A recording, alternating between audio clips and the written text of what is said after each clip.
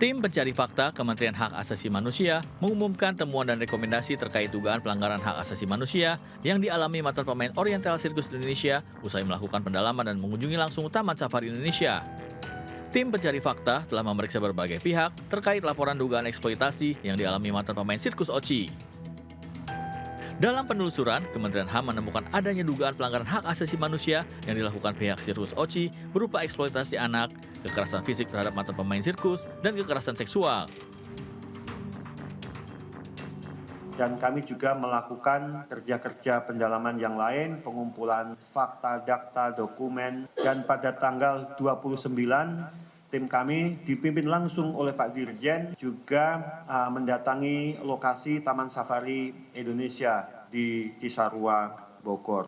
Kepada Baris Krim Polri, Kementerian HAM menyampaikan rekomendasi, pertama, melakukan pemeriksaan atas adanya dugaan tindak pidana atas kasus ini dengan bertitik tolak pengungkapan pada apa yang dialami oleh mantan pemain sirkus Oci generasi-generasi akhir. Kemudian rekomendasi kepada Kementerian Pemberdayaan Perempuan dan Perlindungan Anak, memfasilitasi trauma healing terhadap mantan pemain sirkus Oci sebagai bentuk pelaksanaan penanganan perlindungan hak perempuan dan perlindungan.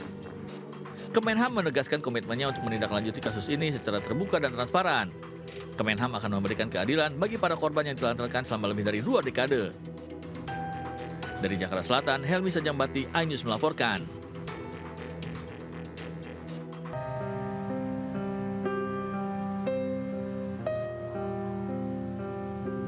Sebuah bangunan megah yang dulu dikenal sebagai Gedung Putih di lingkungan pendopo Bupati Pandeglang kini menyisakan pemandangan memilukan.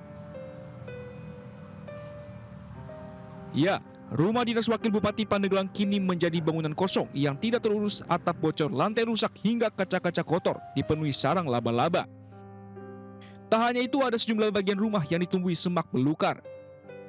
Padahal gedung itu merupakan aset resmi pemerintah Pandeglang sejak tahun 1984. Wakil Bupati Pandeglang, Ing Andri Supriyadi, membenarkan kondisi rumah dinasnya yang rusak. Kondisi rusak tersebut sudah berlangsung sejak 8 tahun. Bukannya tidak ada biaya renovasi, namun anggaran sebesar 7 miliar itu dialihkan untuk membangun sekolah-sekolah rusak dan fasilitas penunjang lainnya. Namun demikian, karena ada efisiensi anggaran dan masyarakat lebih membutuhkan uang tersebut, sehingga saya coret anggaran tersebut dialihkan ke pembangunan sekolah. Karena di tahun pertama ini Dewi Iing kami fokus untuk bagaimana meningkatkan kualitas pendidikan di Kabupaten Pandeglang. Dari Pandeglang, Banten, Iskandar Nasution, iNews melaporkan.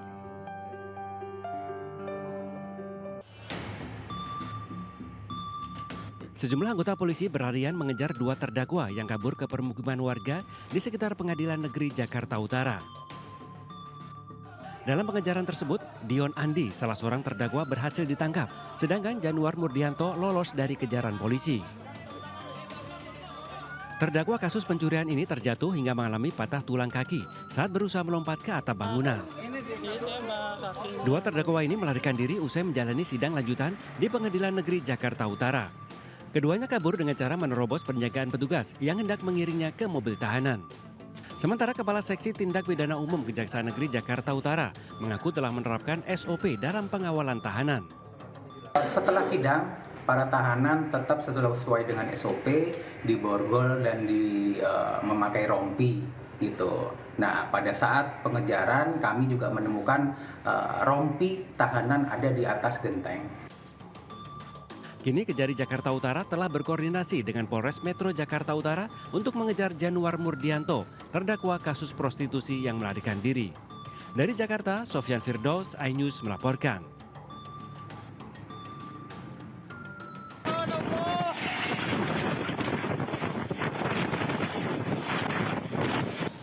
Puluhan rumah di 3 desa di Kecamatan Telaga Biru, Kabupaten Gorontalo rusak parah akibat diterjang angin kencang. Selain memporak-porandakan atap rumah warga, beberapa kendaraan yang terparkir juga ikut roboh serta pohon-pohon tumbang berserakan. Dari data sementara yang diperoleh, lebih dari 30 rumah mengalami kerusakan, di mana rata-rata kerusakan terdapat di bagian atap rumah.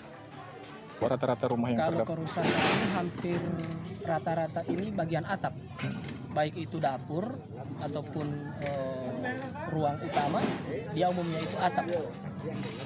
Dan ada 2 rumah yang digusur, satu kompleks tubuh perbatasan itu, ada 2 rumah yang tertimpa pohon kelapa. Tidak ada korban jiwa dalam peristiwa ini, hanya saja 81 warga harus mengungsi. Dari Kabupaten Gorontalo, Nur Faizila Hasan, iNews melaporkan.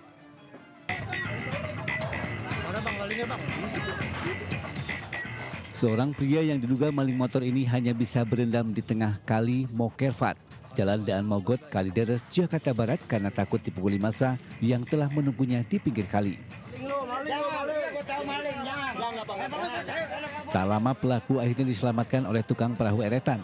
Karena kasihan melihat kondisi pelaku yang sudah kelelahan dan langsung diserahkan ke polisi yang sudah menunggu. Menurut Kohim, sebelum menyeburkan diri ke kali, pria tersebut diketahui tengah dikejar warga. Karena terkepung, pria tersebut nekat nyebur ke kali.